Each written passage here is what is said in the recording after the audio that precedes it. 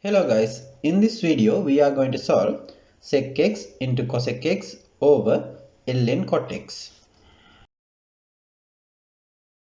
In this integral, complex term is ln cot x. So we can give a substitution for ln cot x. We can substitute t as ln cot x.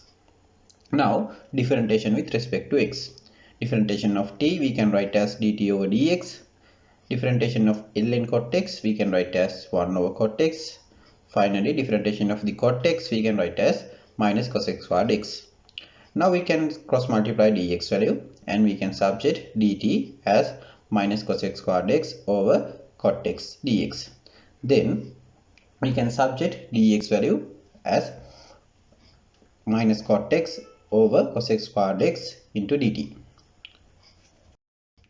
Let's move to integration part. Sec x cosec x over, instead of ln cot x value we can substitute t.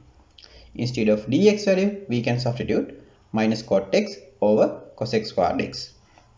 Now we can cancel out numerator cos x and denominator square term of the cos x.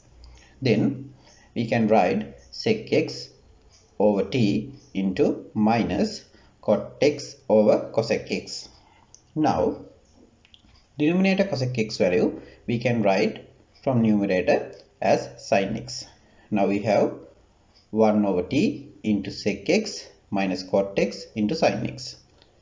We know sec x means 1 over cos x. So instead of sec x we can write 1 over cos x. We know cot x equal minus cosec x over sin x. And finally sin x term.